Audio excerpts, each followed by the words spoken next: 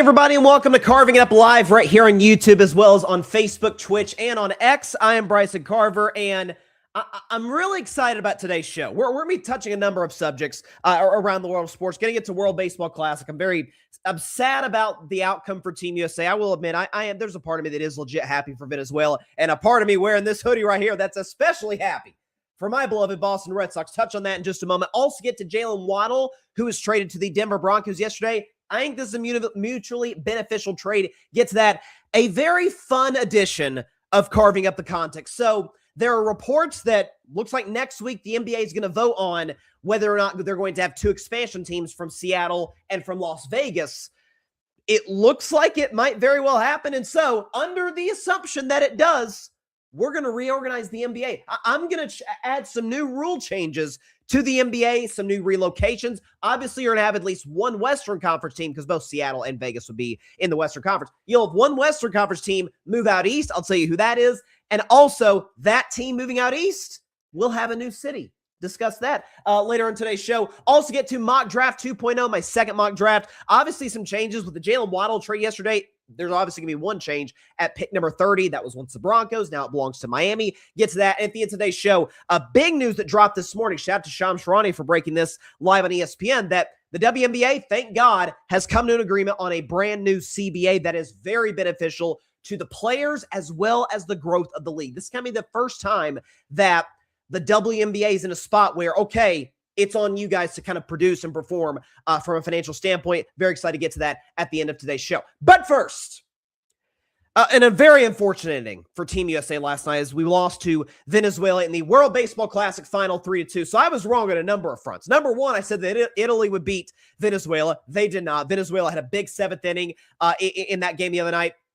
And then I said that, hey, Team USA versus the Dominican Republic, all the all-stars and MVPs, that's the real final. That was wrong on that one too. And the biggest reason I was wrong on that, it's okay, it's twofold. So first of all, credit where it's due. Eduardo Rodriguez, former champion, by the way, with my beloved Boston Red Sox, but a guy who had an ERA over 5 last season with the Arizona Diamondbacks, pitched the game of his life. Show Eduardo Rodriguez, former Red Sox champion right there. 4 1/3 inning, only gave up 1 hit, no earned runs, 4 strikeouts, only walked 1 batter in that game against Team USA. So Eduardo Rodriguez was sensational. He was really good. But let's keep it a buck. And I respect Erod, but let's keep it a buck. The biggest reason that people believed that if you pick Team USA to win this, if you didn't go with the Dominican Republic or if you didn't go with Japan, the biggest reason, if you pick Team USA to get the job done in this year's World Baseball Classic, the lineup is insane. Well, on paper, certainly, and there's, I think, a main culprit for it not showing up, or at least for not doing his part in the biggest spots. We'll get to him in just a moment. But if you look by round, this lineup just got worse and worse as they face tougher competition. Show what Team USA did in terms of, so in pool play, their average, the batting average was 293, pretty good. Quarterfinal against Canada, 242, enough to get the job done. Semifinal against the Dominican Republic, they did nothing for the last 5 innings of that game, basically offensively, after the Roman Anthony homer, hit 212 in that game. And last night against Venezuela, they barely put triple digits up there.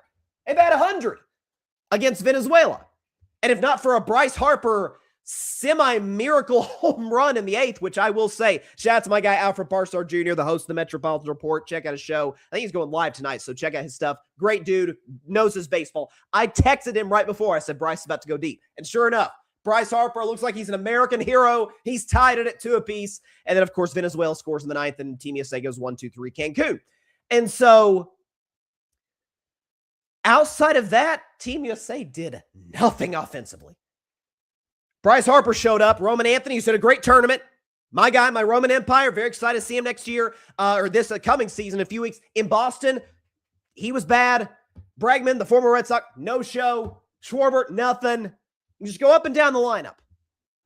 And listen, people are getting on, what's my guy's name for the New York Mets? People are getting on the starting pitcher, Noah McLean, for his performance last night. Listen, it's World Baseball Classic final. And if you're going to get mad at him for giving up 2 earned runs and that's why we lost, then that to me is more of an indictment on the offense than on Noah McLean. So that's where I'm at on that. But if we're going to be fair here, The best player objectively in Major League Baseball, by definition the best player in the world, is Shohei Ohtani. He's a 4-time league MVP. He's a two-way player. He can be an ace, and he can be the best power hitter in baseball all in the same night. He's a unicorn. You've never seen anything like Shohei. The supposed second best player in the world, and I think the undisputed best American player, is Aaron Judge. No show in the last 3 games. Nothing. And if you look at his career, listen, to his credit, he was actually quite good. I talked about it in the show. We've been waiting for that good Aaron Judge postseason. It ended in game 4 of the division series on his home field, but he did his job last year. Helped knock out my Red Sox in the 3-game wildcard series and did all he could against the Toronto Blue Jays team that came as close as anybody, at least since the 2011 Texas Rangers, to winning the title.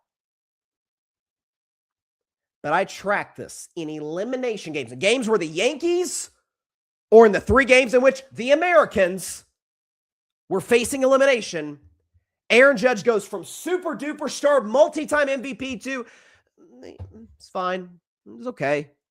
Bats about 250. 250 is good average. But he's got a lot of 0 for games in here. I've got the list on here. He's got some 0 for 5, 0 for 4, another 0 for 4, and 0 for 5. And I think that was 2020. He's got an 0 for 4 in 2022. In this year's postseason against Boston in that do-or-die game 3. 0 for 3 in that game. No show last night.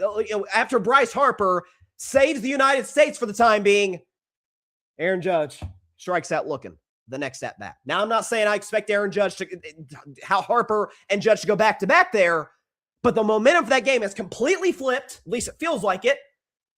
And you strike out with the bat on your shoulder, essentially. And sometimes it's this simple. Sometimes in sports, there are those comparing him to James Harden. I think, I won't, this isn't about Harden. I'm not going to pull up his resume. I've got it right now on the doc. I'm not going to show it. James Harden, to me, has the worst postseason resume of any superstar in the history of American team sports. Again, we don't have time to get into it today. I'm sure we'll get into it once the Cavs get knocked out, so stay tuned for that. I don't put Aaron Judge in that category. I've seen, as evidenced by last year, I've seen big moments where, hey, Aaron Judge did his job. He was the only reason the Yankees even had a puncher's chance against Toronto last year. But there are certain athletes that just aren't the same player in the biggest spots. Does the moment get too big for them? I don't know. Aaron Judge, we're almost a decade in with supposedly the greatest franchise in American sports, the Yankees. Oh my gosh, the Yankees. 1 World Series appearance in which he was bad against the Dodgers. No championships. Multiple ALCS losses. You could say 2017, they got cheated by Houston. Fine. 2019 is from Shady Stuff with Houston. Fine. They got swept in 2022. Is Houston cheating then? So this idea like, oh my gosh. Some athletes just don't step up in the biggest moments. That sometimes that's just a reality. And if you're talking about a guy like Aaron Judge, and if you're talking about any great athlete, I've always said this. There tends to be, and I don't even think it's even unfair per se, it's a case-by-case basis. There tends to be this expectation in the biggest spots or from regular season to playoffs, I expect my best player to improve. Like, if to use basketball example, Michael Jordan gets better in the playoffs. LeBron James gets better in the playoffs. Some guys stay the same. That's kind of my expectation. Hey, just be who you were in the regular season to get us to this point. Now, in a big game 6 facing elimination or game 7, you need to step up a little bit. It's a bigger spot.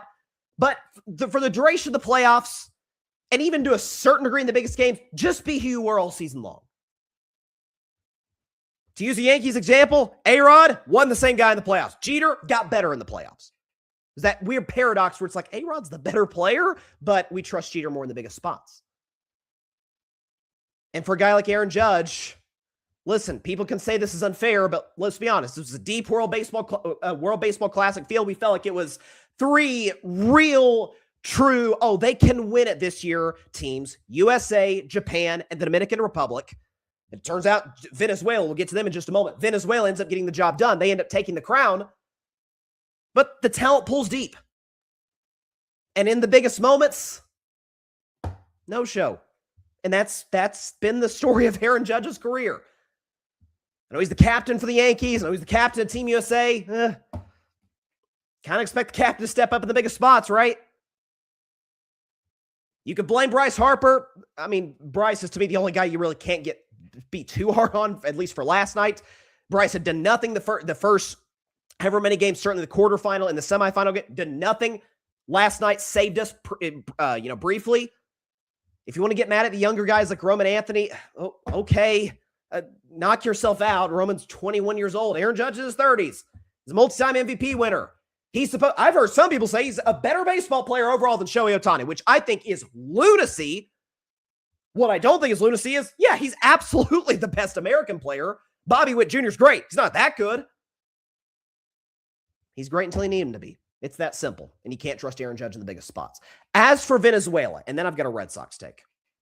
As for Venezuela, there was something really, really cool. Yeah, of course I'm pulling for the United. I'm in America. I'm pulling for the United States. I wanted to come on this show and say, man, USA, we're the defending Olympic champions in terms of team sports. We're the defending Olympic champions in men's and women's basketball from the previous Olympics over France, in both those games. We are the defending gold medalists in men's and women's hockey very recently in the Winter Olympics. We've had the last 60 Super Bowl champions. I mean, what can you say about that? And we are the champions of the World Baseball Classic. So we're number one in everything. Unfortunately, last night in particular, thanks to our offense, that was not the case. But there was a part of me, obviously I'm disappointed when Roman Anthony strikes out at the end. Not just because it's Roman Anthony, but because the game's over.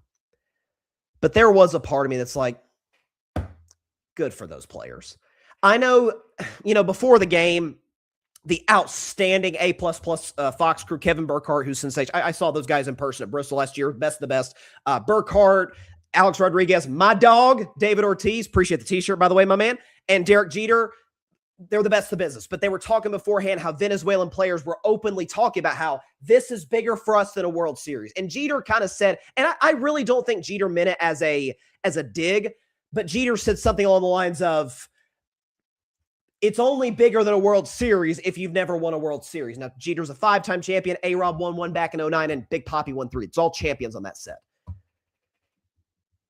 But when you do contextualize, Venezuela has never sniffed. The World Baseball Classic hasn't been around that long, but they've never sniffed this. They've never been to a title game in their history. Now they've won the title. Now they've won the gold medal.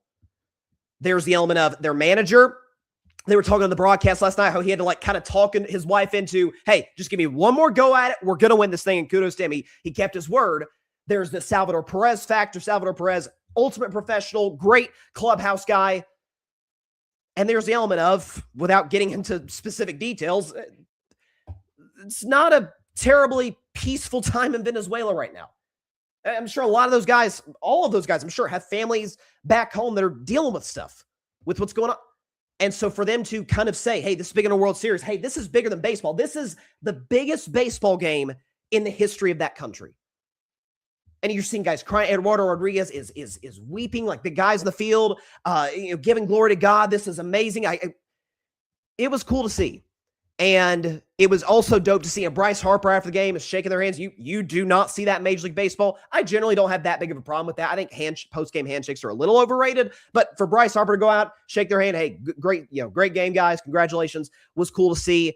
It's an easy team to root for. And so for Venezuela in a field, where it's Japan, DR, United States, for them to emerge victorious, nothing but hats off to them.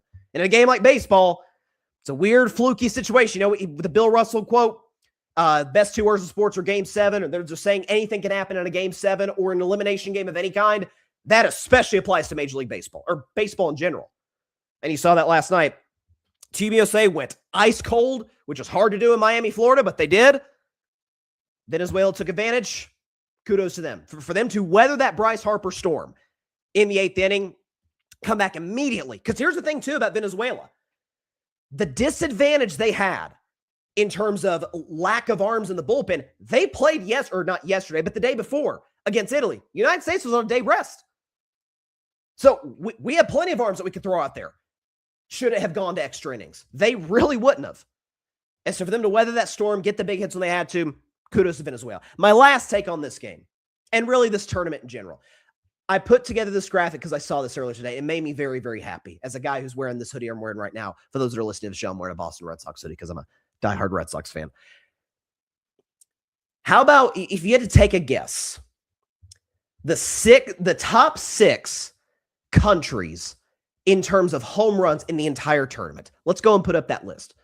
So we've got the Dominican Republic, no surprise, a lot of firepower there. They were number 1. They had 15 home runs. And Italy had 12 home runs. They were in second. Venezuela, the champions, congrats to them. They had 11 home runs. The Boston Red Sox outfield had as many home runs as Japan and more home runs than the United States. Talking about my man Willie Abreu and Roman Anthony and Jaron Durant. Those guys showed up in a major way. And so for the Red Sox outfield, 4th in this tournament. The Red Sox outfield.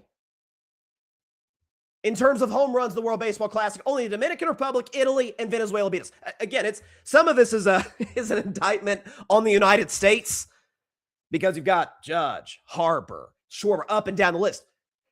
But this makes me feel a little bit bad. As a diehard Red Sox fan, I've gone into the season thinking, God, our staff's good. Our pitching staff's great. Don't love our lineup. I'll be honest. I'm not crazy about it. Not a lot of power at all, especially post-Devers trade. Maybe I feel a little bit differently now. If we can stay healthy, these guys are getting older or maturing. Maybe I feel a little bit differently. Not like I'm not predicting World Series or anything, but hey, could we be better than last year? Yeah, it's on the board. So as a Red Sox fan, this tournament was great for me. This and John Smoltz said it on the broadcast last night. Like, if you're the biggest winners of this tournament outside of whoever wins gold, which was Venezuela, is the Boston Red Sox. They got to feel great about their lineup. So if offense was the problem, maybe that's fixed. I know it's only 3 guys, but hey, maybe it's fixed. By the way, shout out to my mother for grabbing a Chick-fil-A lemonade. Okay, let's shift now to the NFL. Great World Baseball Classic, by the way. It was really, really fun to watch. And in 15 minutes, or probably about 10 minutes, actually, 10 minutes, a special edition of Carving Up the Context, where we're going to be realigning the entire NBA based on potential expansion involving Seattle and Las Vegas. So you're going to want to stay tuned for that. But shifting the NFL, though, had a big trade yesterday involving an elite wide receiver. Jaylen Waddle was traded from the Miami Dolphins to the Denver Broncos. We can show you the trade right here. So the Broncos get Jaylen Waddle. They also get from Miami a 4th-round pick. Basically, Miami and Denver swapped 4th-round picks, so that's kind of a wash. Miami, in return for Waddle, gets a 1st-round pick from this year and a 3rd-round pick for this year. Now, there are reports, because kind of from Miami's perspective, and I guess we'll start with them first on this trade, there have been reports, okay, well, now what happens with Devon Achane, their excellent running back, and initially it sounds like now they're going to keep him. Now, my guess is, hey, Malik Willis come to the building. Malik Willis has 6 touchdown passes in his career. He's very limited experience. We can't leave him with nothing. I know we're kind of doing like a soft tank.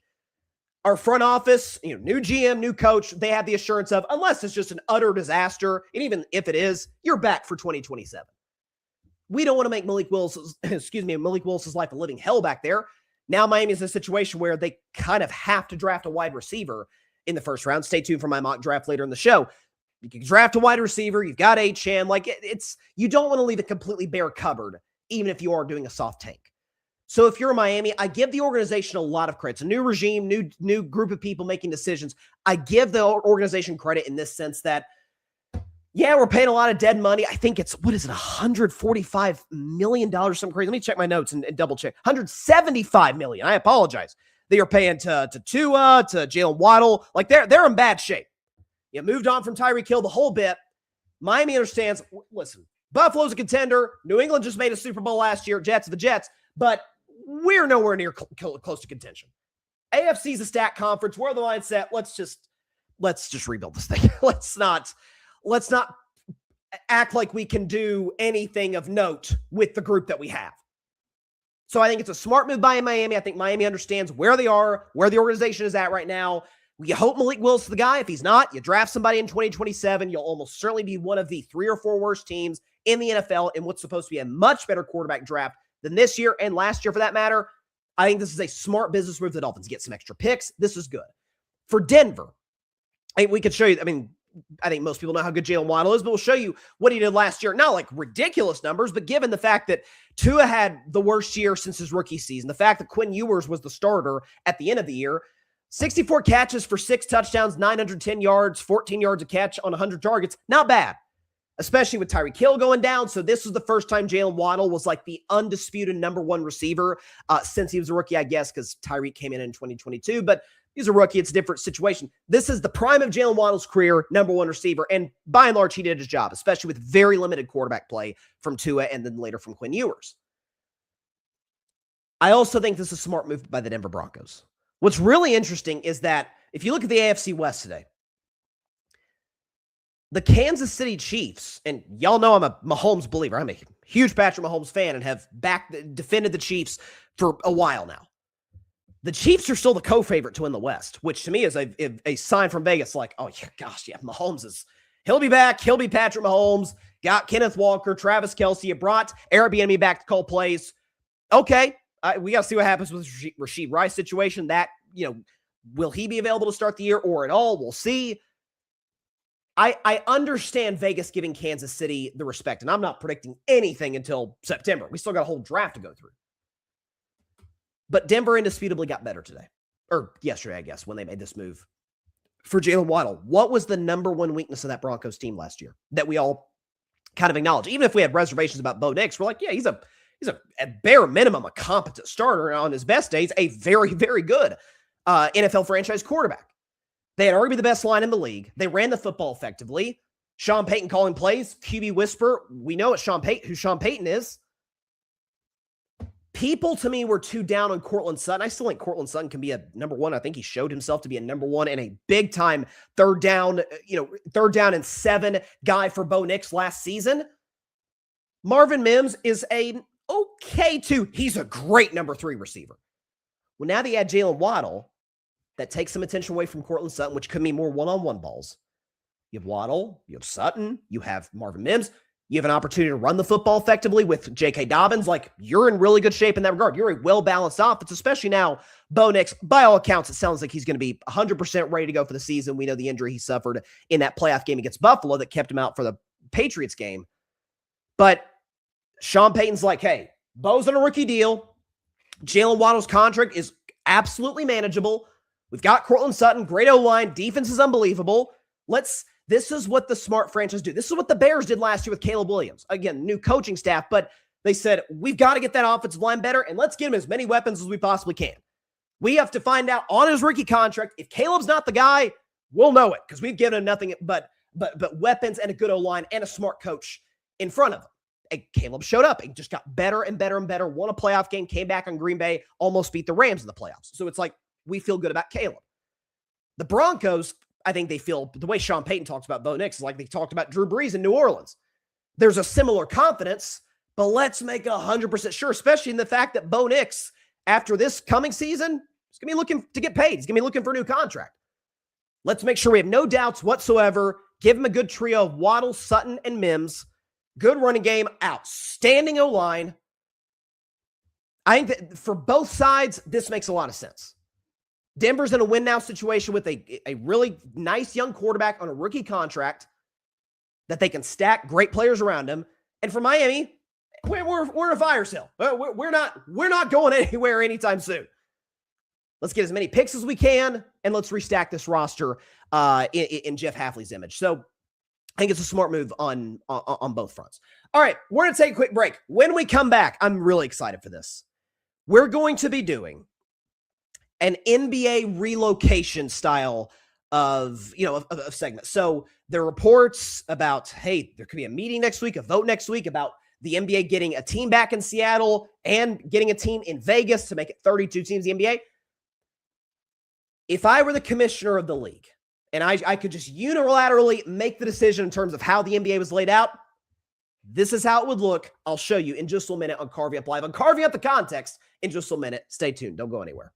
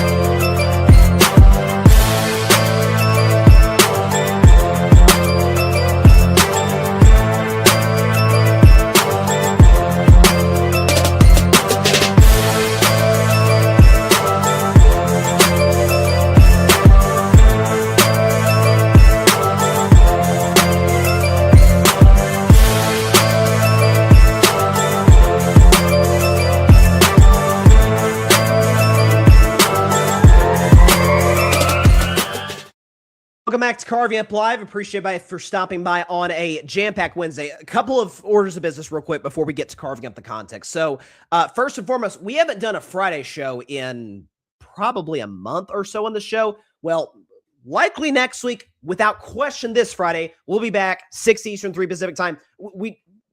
Friday shows are not even a question during football season because of predictions and what have you. Post Thursday night football reaction like that, there's no question. Whereas this time of year, sports news kind of slows down just a little bit. We've relegated it to Monday and Wednesday. Once we get to the NBA playoffs, it's back 3 days a week, baby. Monday, Wednesday, Friday.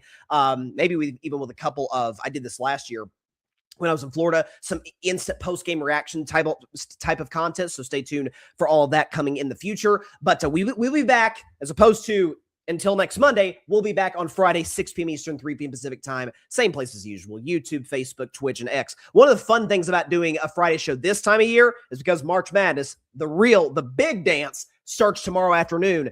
And so I'll be live, giving takes, doing whatever that we're going to be doing in terms of topics on the show, while also, hey, this game's going on, or this upset is brewing. How's my bracket? Probably at that point, totally dead.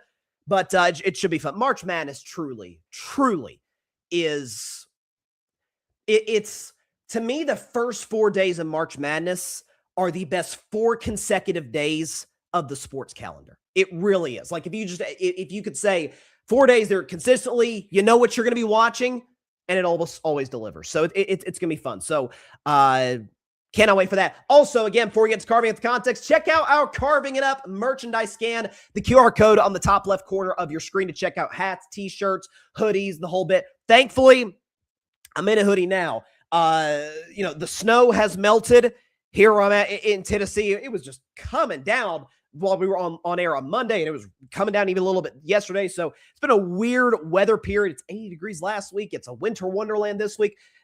That's beside the point. My point is, hey, if it's like that where you live, check out some Carving It Up merchandise, some hoodies, t-shirts if you're working out, what have you, some water bottles, the whole bit. You can also check out our amazing content creators on the Grid Network. They got merch too. We got All Even Podcast. We got Metropolitan Report, Saturday Morning Tailgate, Cowboys Camp Fan, Mike and Josh, the whole bit, as well as some other awesome shows. So check out their content and their merchandise as well. And if you just want regular, plain Grid Network merchandise, we got that too. So scan the QR code, top left corner of your screen, and check out Carving It Up merch. That's where the link will take you. But also, if you want to explore a little bit, it will also take you to our other content creators on the Grid Network. So check that stuff out. All right. So a segment we do every Wednesday on the show, it's called Carving Up the Context. Essentially what I do is I look at a story and say, okay, let's dive a little bit deeper. Let's kind of look at the context around the story that I want to really dive into. We're going to be doing that, but with more of a creative twist. So I'll explain what I'm going to be talking about in just a moment right here. But first, as the head coach of the Colorado Buffaloes, primetime Deion Sanders says, give me my theme music.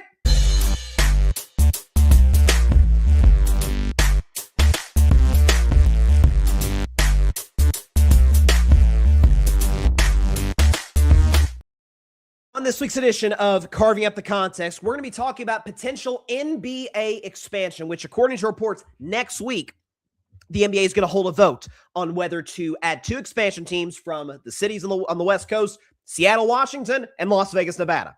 And so, listen, Seattle, understandably so, has been calling to get their NBA team back for 2 decades now, basically. You will be hard-pressed. I have yet to meet an Oklahoma City Thunder fan who was once a Seattle Supersonics fan. That's obviously where the Sonics went. Now the OKC Thunder, defending champions. People think they could go back-to-back. They're in a great spot where Seattle's like, man, we got the Seahawks who are champions. The Mariners, who made the ALCS last year, came very close to getting to the Fall Classic. We want our basketball team back. Understandably so. They got a WNBA team. They want their NBA team back. And as for Vegas, it's the fastest-growing sports market in America. They've got the Raiders. They've got the Aces. They're going to get the A's. Like, Vegas is rolling right now. So they're 2 understandable sort of destinations and venues for the NBA to locate to permanently. So what that will do if that gets approved, first of all, according to this article I'm reading by Shams Charania right now from a couple days ago, the 2 new franchises would start to play in the 2028-29 season. So in a couple of years. What that would do, because these are 2 far out West Coast teams, that would mean you'd have to move 1 team from the West to the East. It'd be 16-16, more in the 16 in just a moment. Who's going to be that one team? I think there are 3 potential candidates to move to the Eastern Conference out of the West. They are the Minnesota Timberwolves, the Memphis Grizzlies, the New Orleans Pelicans. All 3 of them are in position to potentially get moved to the East. There are those that have suggested the Minnesota Timberwolves, and geographically that kind of makes sense. I'll get to divisions in a second. There's a world in which that would work, except if you say, hey, of those 3 markets, let's be honest, which is the most, where are free agents most likely to head to? Minnesota, which is freezing, but by all accounts seems like a great city. New Orleans, which is an awesome city. If the team was better, they'd get more free agents, but it has nothing to do with the city. City's fantastic. Or Memphis. I think you relocate, and show the graphic, you relocate the Memphis Grizzlies to Nashville, and they become the Nashville Grizzlies. Nashville, love the city. We've got an arena already that hosts the Nashville Predators of the NHL. Bridgestone Arena, already got a spot there, so that's taken care of. As far as I know, I don't know if they did it this year, but Bridgestone Arena has hosted the SEC conference tournaments in basketball. So like they've hosted plenty of basketball in the past. You can move the Memphis Grizzlies there. Draymond Green even suggested on his show, like we've heard reports in recent years, like guys do not like playing in Memphis. It's for a number of reasons. Frankly, it's not a very safe city, number one. And number 2, like free agents don't go there. It's not, people don't like to play in Memphis. People love to play Nashville, just like they love to play in New Orleans, or they like to play Minnesota when it's not December through February. So you'd move the Memphis Grizzlies to the Eastern Conference. Minnesota stays, New Orleans stays. You add Seattle and Vegas. Before we get to how I would align the NBA beyond that, let me say this. And I think this is the obvious choice to go. But we don't know what the Vegas team's going to be called. It might be a play off of the Aces, defending WNBA champions, Asia Wilson, the whole bit. I don't know what the team name will be or what have you. Seattle's is easy peasy lemon squeezy. They go back to being the Supersonics. And what you do is what the Cleveland Browns did in the NFL. Those that may not remember, the Cleveland Browns relocated to Baltimore and became the Ravens.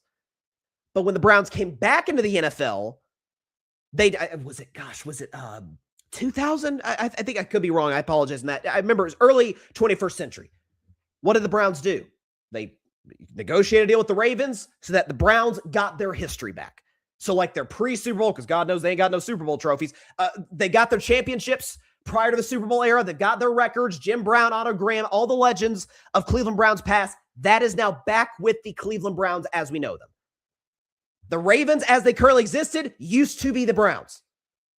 But the Browns' history went back to Cleveland. The same could be the case with the Seattle Supersonics. They take their Seattle history from OKC. Now, if you go on like Basketball Reference and you check how many titles have the Oklahoma City Thunder won, technically 2. They won last year in 1979, but of course, they were the Supersonics back then. And I think Oklahoma City would happily oblige. Sam Presti, elite GM. I think he's the type of mindset. You'll imagine OKC will still be great by then. Like, yeah, you can have your history back. You can have your logo back, all of it. You go back to being the Supersonics. I heard Gary Payton II of my Golden State Warriors talk about, hey, if Seattle gets a team, I'm requesting a trade to go to Seattle. Because his dad, obviously, Gary Payton, was a legend there. So Seattle gets their history back from OKC. OKC is OKC's history. Seattle's Seattle's. So with that being said, with 32 teams now, I think is the opportunity, and they'd have 2 years to decide this. I discussed this last week on Carving Up the Context when talking about Steve Kerr and the idea of shrinking the NBA season to 72 games. Now is the opportunity to do it. And from a math perspective, makes all the sense in the world. We won't get into that today, but it's pretty straightforward. As far as how it will be divided, just show the graphic. This is how I think it should look. Currently you have 6 divisions with 5 teams each. Obviously, you have 32 teams now with the 2 expansion teams, Seattle, and you see right there, bottom right corner of your screen, they get their logo back. Maybe they change a little bit, but they'd be the Seattle Supersonics again. Vegas expansion team, we don't know what they'll be called or what they'll look like.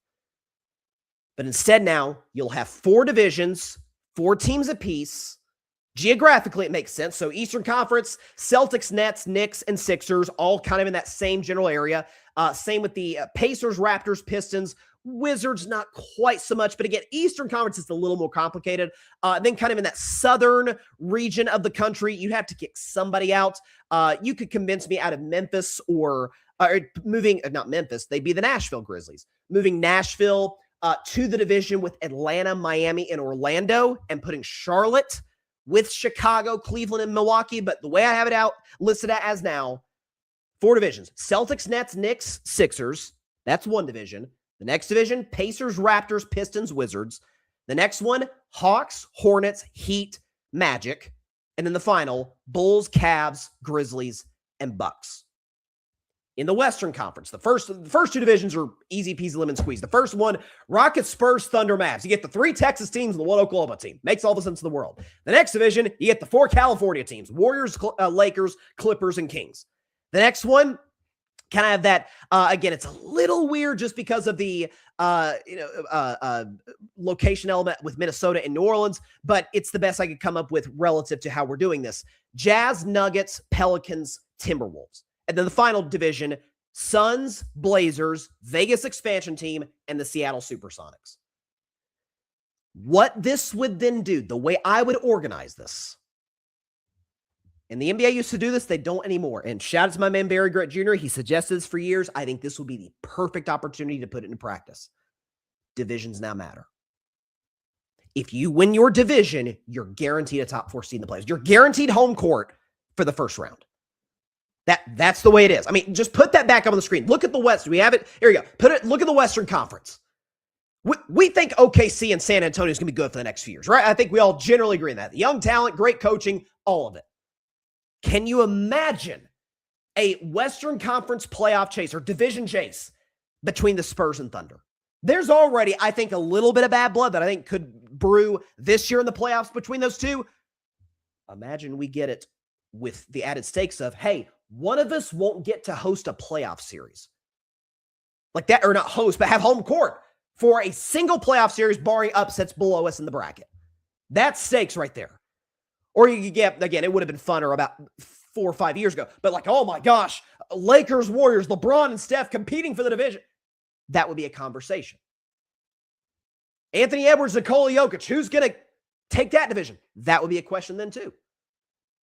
Now, for that last division, obviously you'll have Seattle coming back in, Vegas. You'll have expansion draft, the whole bit. It'll be much easier for a team like Portland or Phoenix to win, but over time it would correct itself.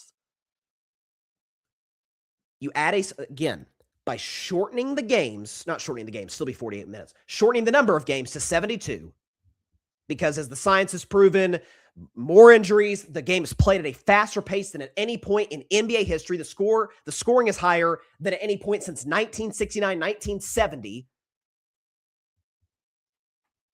If you shrink the number of games and you make divisions matter, more sense of urgency. The games matter more.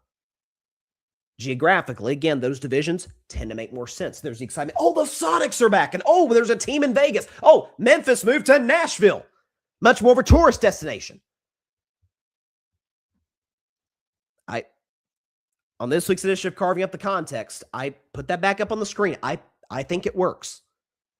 Geographically, the divisions make sense. You make divisions matter. You cut the season to 72 games, which with 16 teams, you'd be able to do that.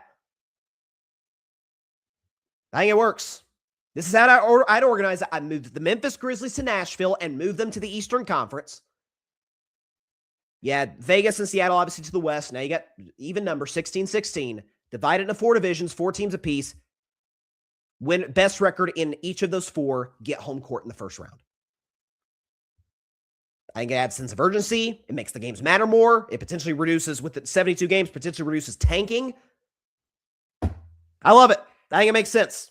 So in this week's edition of Carving Up the Context, that is how I'd realign the National Basketball Association. Listen, I think it's going to get passed. I think it's going to get voted on that the NBA is going to get a Seattle and a Vegas franchise. I would be flabbergasted if Seattle doesn't get the Supersonics back. It makes too much sense. OKC gives their Seattle history back to the Sonics. So like they get all the retired jerseys, all the records, the 1979 title, all of it. And then they kind of get to continue that. Now start from scratch to a certain degree because they haven't been a franchise since 07, I think. 07? No, 08. I think it was 08 was the first year of the Oklahoma City Thunder, and the last year previously 07, 08 of the Supersonics. And then Vegas, clean slate. You can do whatever you want with that. And by that time, 2 years from now, LeBron's retired. He almost certainly he's floated the idea of purchasing, buying a stake, into a Vegas franchise. I like it. I think it makes all the sense in the world. All right, so let's shift now to the NFL draft because it's coming in a month and 5 days, first round at least. So again, I've been doing more and more mock drafts on the show in recent years. With the Jaylen Waddle trade, now you have a little bit of a new wrinkle in the mix where the 30th pick no longer belongs to Denver, belongs to Miami. So let's go and get into it. First 4 picks of my mock draft 2.0. We can go ahead and put up on the screen right there. Again, 3 of the 4 picks don't change at all. Fernando Mendoza to the Raiders is a formality. We don't need to get into that. I know the Jets are talking about potentially between David, this is David Bailey, I should say, David Bailey, or Arvell Reese. I still think they go Arvell Reese. He's the best linebacker in college football, without a question. The Jets and Aaron Glenn have clearly said, hey, if I'm getting fired, then I'm investing in the defense. They paid a lot of guys in free agency. I maintain what I said last week. If you bring Arvell Reese into the Jets and he gets DeMario Davis to mentor him, that would be great for the young kid. I think he goes to the Jets. David Bailey, edge from Texas Tech. He goes to the Arizona Cardinals, number 3. They desperately help on the edges. They decide to go in that direction. Jeremiah Love to the Titans. I'm not going to say it's not as much of a formality as Fernando Mendoza to the Raiders. We might as well just start the draft with number 2. Just go and give Fernando his Raiders cap and move on. But not just the talk in recent days, like the Titans love him and he's catch passes out the backfield, run the football, give some help to Cam Ward. It makes too much sense.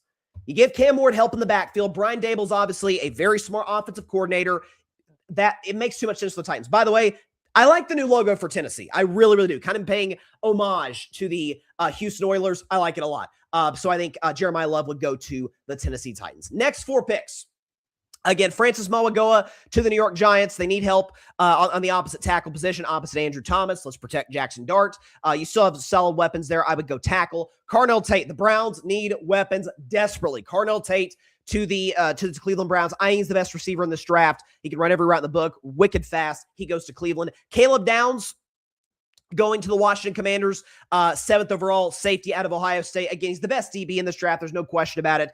Washington needs to almost go all defense in this draft. Make sure that they're able to back up Jaden Daniels to a certain degree. Caleb Downs, safety out of Ohio State, goes to the Commanders. Jordan Tyson, just like in my last mock, goes to the Saints. Second best receiver in this draft, in my mind. You need to make sure that Tyler Shugg has as much help as he can. First full season as a starter. Let's give him an opportunity to see, okay, is this our guy for the future? So Jordan Tyson goes to the New Orleans Saints. Up next, next 4 picks, Reuben Bain goes to the Kansas City Chiefs. Love him out of Miami. Chiefs really have never had a great edge rusher.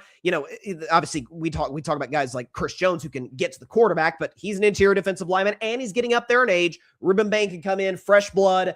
The Chiefs tried to address this in previous drafts. Karlaftis, for example, to try and get the edge rusher right. It's never really worked out the way that they wanted it to. Reuben Bain goes to the Kansas City Chiefs at number 9. The Bengals really just, I don't know if they will because they're not a well-run franchise. They need to go all defense in this draft. Sonny Styles, linebacker out of Ohio State, makes a lot of sense for them. Linebacker might be their weakest position. Keldrick Falk, I like him more than most. I love what I saw from him in Auburn. He goes to the Miami Dolphins. Listen, we know that Jeff Hafley's a defensive guy. It makes all the sense in the world for his first draft pick to be a defensive player. And just like mock draft 1.0, I have Jermon McCoy going to the Dallas Cowboys. Shout out to my friends at the Cowboys Can Fan podcast. Check their show out. They do a great job. I was talking to them and they were talking about there's some concerns there with the medical stuff. By all accounts, including by Jermon McCoy himself, he says, hey, I'm going to be ready to go for my pro day in a couple of weeks. If that's the case, the film does not lie. The kid is a stud, elite cover corner, good technique, not a burner, not a guy who's you love in one-on-one matchups with speedsters, but is a great pure cover corner. Jermon McCoy goes to the Dallas Cowboys, who desperately need help in that department. Next 4 picks. Los Angeles Rams with Atlanta's pick, they decide to go tackle Spencer Fano, offensive tackle from Utah, interchangeable, can move to either of the tackle roles. Let's make sure with all the weapons Matthew Stafford has, he has as much time as possible to throw. Could be his final season in the NFL. The Rams are completely all in, as evidenced by their trade for Trent McDuffie this offseason. Add Spencer Fano, give Matt Stafford some protection. Lamar Jackson has never had an elite wide receiver or anything close to it in his time in Baltimore. If you like Zay Flowers, knock yourself out. Rashad Bateman, okay. Mekhi Lemon, love him, out of USC.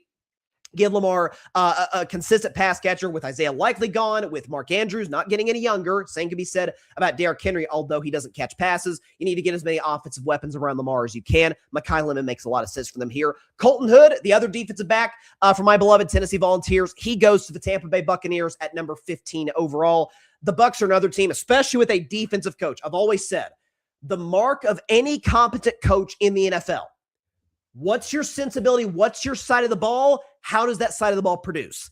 And it's not looked great in Tampa. It hasn't been bad. Over the second half of the season, they kind of collapsed, especially in that one Thursday night game against Atlanta that kind of cost them the division back, and I think that was week 14 or 15 for the Bucs. Todd Bowles on the hot seat. He's going to go on in defense. Colton Hood makes a ton of sense. He's a playmaker. Love him. I think it makes a lot of sense for the Bucs. And then Denzel Boston to the Jets. The Jets just need players. They need to load up on as many good players they possibly can in this draft.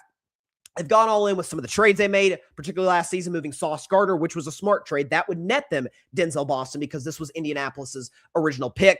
Then obviously they moved Quinnen Williams as well. So I think this is going to be a solid draft for the New York Football Jets. On to our next 4 picks from here for the Detroit Lions. Listen, Detroit went from a few years ago, I thought with respect to Philadelphia having the best offensive line in football to got guys leaving free agency, got retirements. Like we need to protect Jared Goff. I know the Lions are bad on defense. I get it. I had them taking a defensive player in last week's mock draft.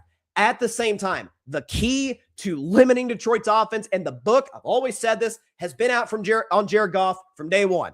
Jared Goff, when he has time to throw in the pocket, is an elite quarterback. When he faces even a little bit of pressure, he folds. Like that's the reality of it. Getting a guy like Monroe Freeling, offensive tackle from the University of Georgia. Big guy, 6'7", just a monster up front, could be able to help protect Jared Goff. That makes a lot of sense for the Lions. And he doesn't feel like he's kind of like a Dan Campbell guy, Georgia Bulldog, big tackle. It kind of makes sense. Dylan Fenneman, safety from Oregon to the Minnesota Vikings. Listen, we know Minnesota's obviously an excellent defense. Harrison Smith, though, could potentially retire. If he doesn't retire and the Vikings bring him back, this will almost certainly be his last year. Brian Flores, elite defensive coordinator. They need help at safety. Getting the guy from Oregon definitely helps them. I'm going to get his name right. Ola Vivega Eoan, I think is how you say his name. I apologize.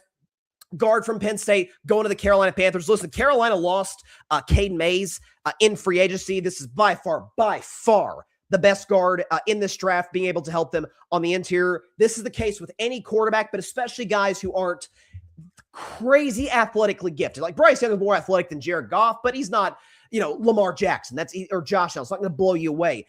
The easiest way to make a quarterback's life a living hell is getting pressure up the middle. Drafting this guy will help that tremendously, especially as Bryce Young goes into year 4. And the Panthers, let's see if he's potentially our guy. Akeem Mesidor, edge out of Miami, goes to the Dallas Cowboys with their second first-round pick at number 20. Again, Dallas, if they go all defense with some help at the offensive line, that makes sense. If Ione is available at number 20, I think it makes sense for the Cowboys to take him there because they need help on the interior of their offensive line. If not, go edge rusher. Mesidor was the second half of a great duo at Miami a year ago. On to our next 4 picks. For my Pittsburgh Steelers, I think the Steelers have to go offensive line with their first-round pick. This time, I had them going Caleb Lomu. In the last mock draft, I had them going Caden Proctor, tackle out of Alabama at number 21.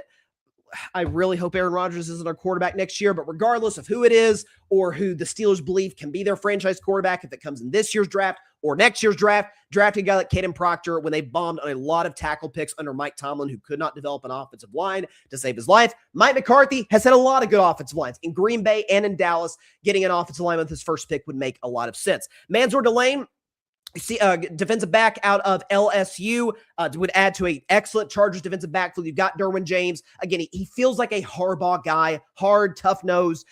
Is the type of guy you can plug in there in LA and be able to help them tremendously, especially with a high-octane offense now with Denver adding a guy like Jaylen Waddle. We'll see what the Raiders do next year with Fernando Mendoza and Brock Bowers and company. And the Chiefs are the Chiefs. It's Mahomes and Andy Reid. You got to lock up those receivers. TJ Parker, edge out of Clemson, goes to the Eagles at number 23. Eagles need help at pass rush, especially since they lost Jalen Phillips in free agency, which I think shocked a lot of people, including myself, to the Carolina Panthers. They're in a spot where, hey, we need help off the edge. We're awesome in the interior. The two big guys from Georgia, we need a guy. TJ Parker can fill that hole on the outside edge rusher.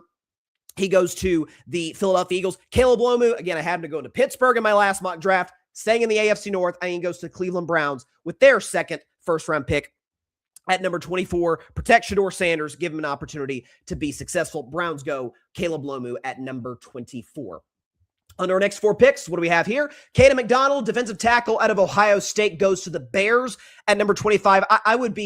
I think everybody would be stunned if Chicago goes anything other than defense with their first and maybe their second round pick as well. I had them going Colton Hood with my first mock draft. I got them going Caden McDonald in my second. Get some help on the interior. When you're facing teams like, smart offensively coached teams like the Lions, like the Packers, like the Minnesota Vikings, you're in a spot where, hey, we've got to be able to stop the run on a consistent basis, get the ball back to Caleb Williams as quickly as we can. A guy like Caden McDonald can be able to help that. Emmanuel McNeil-Warren, safety out of Toledo, going to the Buffalo Bills. We know the weak point of Buffalo's defense is their back end, is their secondary. They've been ravaged by injuries with older players. They've lost guys in free agency. This is a guy who I think could be able to fill that hole. Maxi Nachor, offensive tackle out of Arizona State, going to the Niners. Inexperienced guy. That's kind of a knock on him going into this draft. But let's be honest, we're not sure if Trent Williams is going to be a Niner for much longer. If he is, he's probably gone after this year, likely into retirement, and then 5 years from now to Canton, Ohio. You got to protect Brock Purdy. Brock Purdy's had a series of injury every single season of his career with the exception of 2023. Got to protect Brock Purdy, be able to take an offensive lineman here. The best offensive lineman left, best tackle certainly left at this point in the draft. Makes a lot of sense.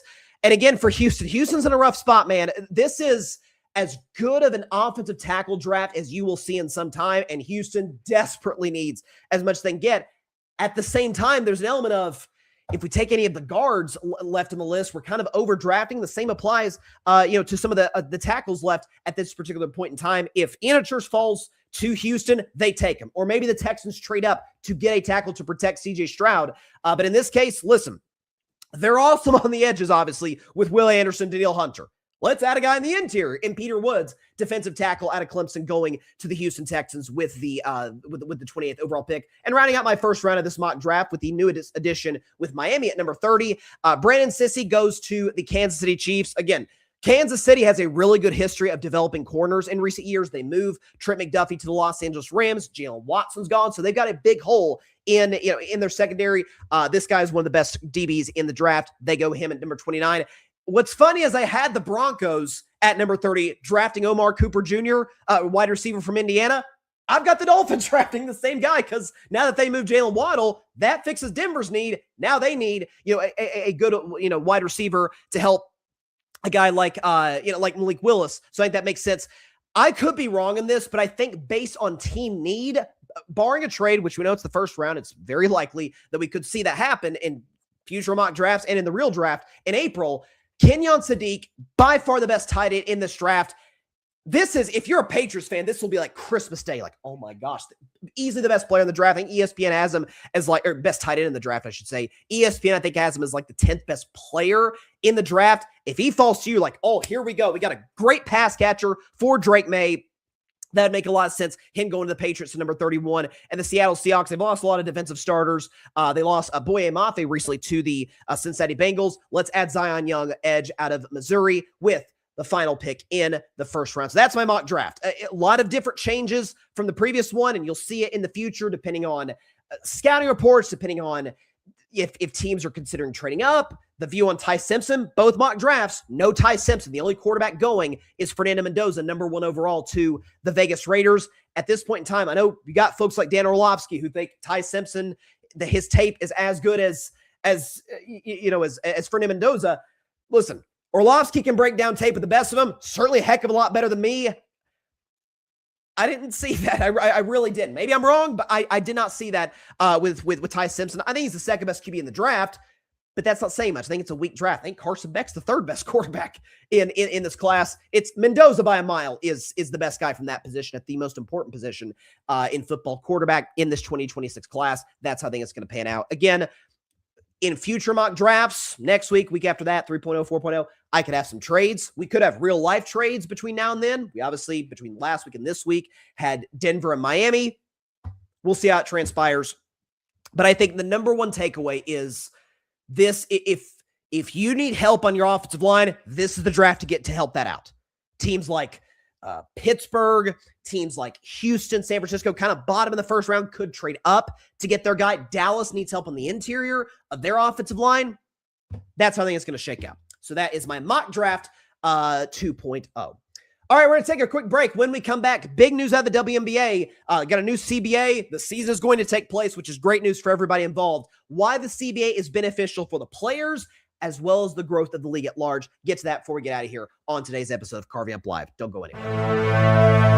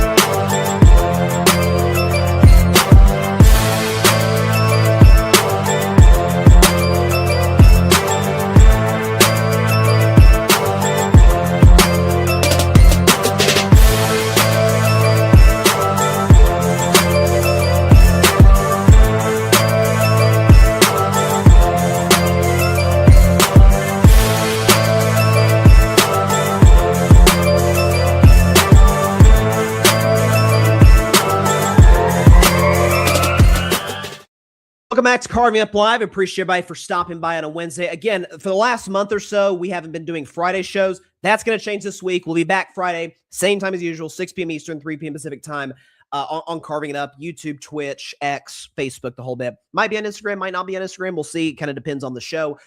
Again, what's fun about those episodes is giving my takes and what have you, while also like checking my phone constantly. Okay, what are the scores of like these 5 games going on right now? Again, March Madness, I said it earlier on the show. March Madness is the first 2 rounds, the best consecutive 4-day sporting event there is.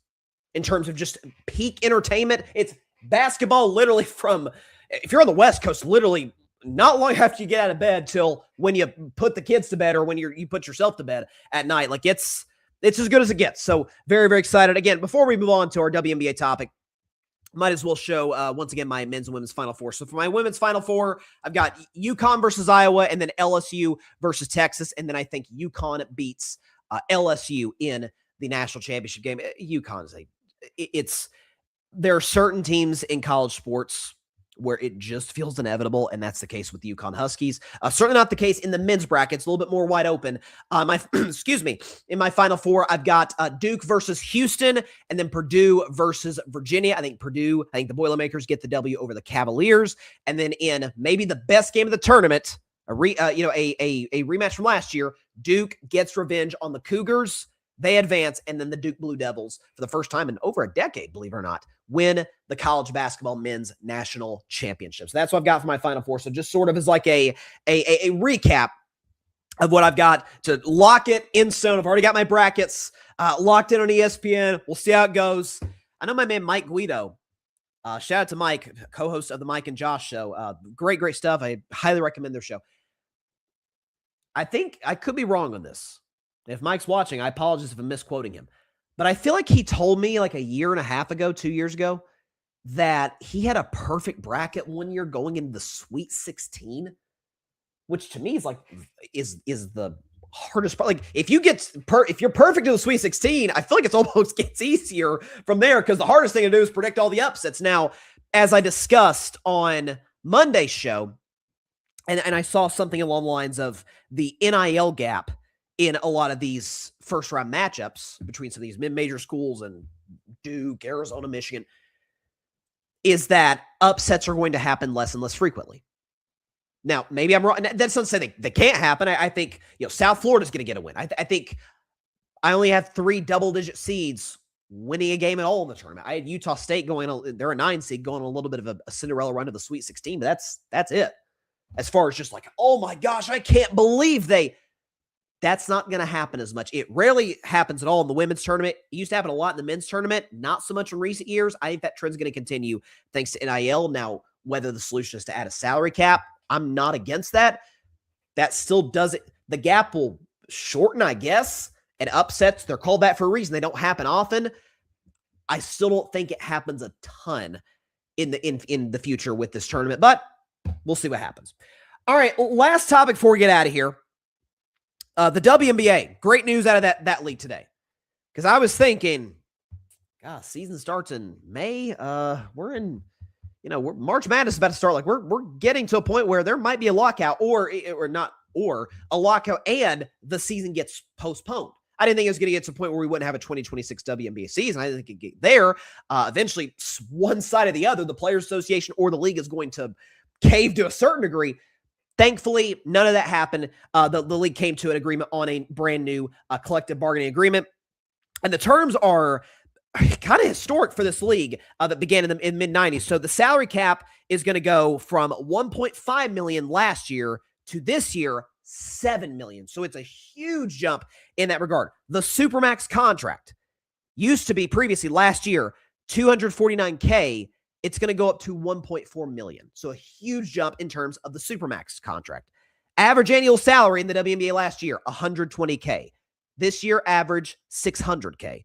Minimum salary, the minimum salary you can sign, $66K. This year, $300K. So just a gigantic, expansion in that regard. Also, too, the players are anticipated, according to ESPN, according to Shams Charania, the players are anticipated to earn the league's first $1 million salaries, and the league salary system is expected to be tied to revenue growth, average revenue share of nearly 20% across the deal. And I know I'm going to get out ahead of it now if I haven't already. If I'm late to this, okay. I'm sure you're going to have the usual suspects on the internet that frankly like to be trolls, make their living off of profiting off of Elon's app in their fake verified accounts and what have you. Talk about, man, league doesn't make any money. How could revenue grow? Average annual salary. Why is the Supermax where it is? Folks, when leagues sign these CBAs or when leagues sign TV deals, it's projecting. It's, okay, what are the trends we see that are going on right now? Do we think those are sustainable for the future? Like for years. Oh my gosh. NBA, it is dying. A few years ago, they finalized an 11-year contract that spans, I'm reading it right now, somewhere around $76 to $77 billion. Attendance is up, social media up. If you want to say ratings are down from the Jordan era, okay, but social media didn't exist. The league didn't have as many good players. It just didn't. Now, as it does now, where it's spread out more. There's not dynasties now, which I think the worst part about the NBA's current CBA is the second apron, which basically stops teams and punishes teams for drafting well. So that if they want to extend all the players are drafted, they can't do it, which I think is terrible business. Regardless, it's all projection. If you had to be someone just looking at the NBA, or WNBA rather, and saying in 2026, relative to where it was in 2023, do I see an upwards trajectory? Do I see it more likely that the league is going to get more popular or less? 3 years ago, that was a legitimate question. It was growing a little bit. There was still a lot of financial reliance on the NBA. This CBA puts the WNBA in a position to where that won't be the case in the future. At least that's what the hope is going to be. The players make more, the league makes more, and at the end of the day, what it does is it says, okay, Caitlin Clark, Paige Beckers, Angel Reese, in the future, Juju Watkins, these are kind of going to be the face of the league. Asia Wilson, easily the best player in the league at the peak of her powers. as far as I'm concerned, in the GOAT discussion for women's basketball players. We're doing what the NBA does and what in basketball you should do, marketing your game around the stars, around the superstars. Ratings up, attendance up. You know, you got Team USA going on now. You had the Unrivaled League going on last year, which did very well on social media. It kind of introduced kind of the casual fans to some of these players. It's going to be an incremental process, but what the CBA says is people are more interested in the WNBA than they've ever been, and we're going to project that that's going to continue to be the case. Caitlin Clark's not in her prime yet. Neither is Paige Beckers. Neither is, Angel Reese. Juju Watkins not even in the league yet, but we believe she's going to be awesome once she gets there. So this idea that we should project for the future based on the last decade or so of the past, when the last 2 years has seen gigantic growth, jersey sales, ticket sales, butts and seats, the whole bit, the TV ratings. Like the WNBA on my show and on shows that cover all sports. Listen, I'll be honest. I've always loved the WNBA. I've talked about the WNBA prior to kind of the Caitlin Clark revolution, so to speak. Never more since then. Never talked about the league more since the Caitlin Clark, Angel Reese, sort of with the assistance of Beckers and Juju Watkins. And then you look at the league, and you're like, oh my gosh, you've got Asia Wilson, you've got Brianna Stewart, you've got all of these great players. So the CBA makes all of this work. I'm really, really glad that it got done. We did the carving up the context. I think this was in October, I think it was, when Nafisa Collier, who's an elite player in her own right for the Minnesota Lynx, kind of exposed what was going on behind closed doors. I think to give the players leverage, understandably so, in their negotiations with the league, with Kathy, discuss what Kathy Engelbert said, the commissioner of the league, about, do players like Caitlin Clark, do they really matter that much? And someone like Nafisa Collier is like, yeah, I'm seeing more people at our games than ever. Ratings are up. Interest in our league's up. Jersey sales up. Ticket sales up.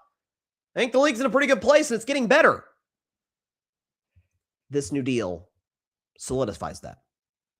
And it's kind of like I've said,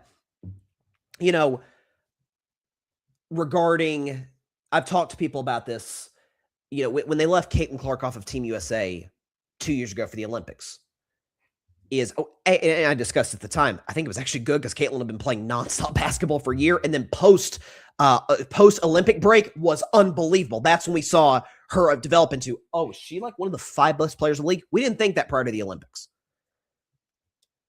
More so than that, though, the argument, well, if you put her on the team now, you capitalize on her popularity. Will she play that much? Probably not. She'll be like the Tyrese Halliburton of the 2024 men's team. That's kind of what her role will be. Play a little bit, maybe some garbage time. That's about it. But capitalize on her popularity. To which I've said, okay, we think she's going to get better, right? Like we think at age, however old she is, 22, 23, 24, we think she's going to improve, correct? I know she had the injury last year. Looks like she's in good shape now. Okay, if she's going to improve, then her team's going to improve. And if her team improves, they're on TV more. Caitlin Clark is in front of more eyeballs. We watch her game. We obviously love the way she plays. She doesn't play exactly like Steph Curry, but she at least shoots like Steph Curry. That's fun to watch. So Caitlin's not going to get less popular as time goes on. Players like young elite players like Paige Beckers and Juju Watkins coming back from injury, and as Angel Reese gets better, that's going to be the story moving forward. So I'm glad the league got this deal done. I really am. I'm really glad that this didn't have to get to a lockout situation. And again, for those that don't think that the terms of this deal should have been what they were, again, this is based on, we see an upward trajectory in all the categories that matter for a professional league. Ticket sales, television ratings, jersey sales. There's more interest in this league than there's ever been. We're going to adjust for that. Our deal is going to reflect that. If people don't think the NBA matters, look at their TV deal. Matters a little bit. They wouldn't have signed a television deal with, Amazon, Peacock, and what have you for in excess of $70 billion if the league didn't matter. So that's where I'm at. All right, that is all the time we have for today's show. Appreciate everybody stopping by. As always, be sure to catch Carver Up Live this Friday. We're back on Fridays at 6 p.m. Eastern, 3 p.m. Pacific time, right here on YouTube, as well as on Facebook, Twitch, and on X. Hope everybody has a great rest of their week. March Madness starts tomorrow. Let the madness begin. I'm very excited about it. I hated how my Vols, or the draw my Vols got. Like, okay, we got to play potentially Miami of Ohio, who didn't lose a game until like last week. And then if we win that, our reward is, hey, you get to play Virginia. That's not a good draw for my beloved Vols. So we'll see what happens. But more Carving It Up on Friday, 6 Eastern, 3 Pacific time. Hope everybody has a great week. We'll see you then. Stay safe out there. God bless y'all. Peace out. And please, for the love of God, Steelers, don't sign Aaron Rodgers. I'm begging. Thanks so much for watching the show on YouTube. And be sure to go click that big red subscribe button and check out the other clips and full shows from Carving It Up Live, as well as our other incredible content creators here on the Grid Network.